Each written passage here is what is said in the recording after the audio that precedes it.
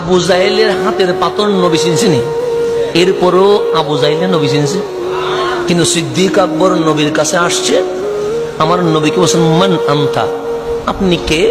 আমার নবী আনা রাসূলুল্লাহ, আমি আল্লাহর রাসূল। আমানতু বিকা, ঈমান আনছি। নবী কি বলতে চাচ্ছেন? লা ইলাহা ইল্লাল্লাহ আমানতু বিকা, আপনি নবীর উপর ঈমান আনছি।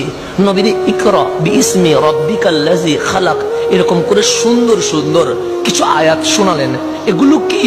আমার নবী কালামুল্লাহ, এটা কমপ্লিট হইলে নাম তার আল কোরআনুল আযীম। আমানতু বিকা, নবীর ঈমান আনছি। আমার নবী বলেন, আবু বকর কি শুরু করছো? আল্লাহ এক, প্রমাণ চাইবা না? আমি রাসূল, মুজিজা চাইবা না? কোরআন যে কালামুল্লাহ, ডকুমেন্টস লাগবে না? সিদ্দিক বলে, কিসের ডকুমেন্টস? আন নাযারু ইলা ওয়াজহিক, আমার দলিল নবী নবী নবী। নবী যেখানে দাঁড়ায় আছে, আবু বকরের দলিলের কোনো দরকার নাই। যে বুঝে তার কোনো সময়ের দরকার আছে? নবী চিনে গেছে। যে বুঝে না, ওরে এত দলিল দেওয়ার পরেও নবী মানছে, মানে নাই। তো বুঝলে নয়ে বুঝে, না বুঝলে 90-তে। সেজন্য আর মিলাদুন নবীর দলিল নিয়ে মাহফিল করি না।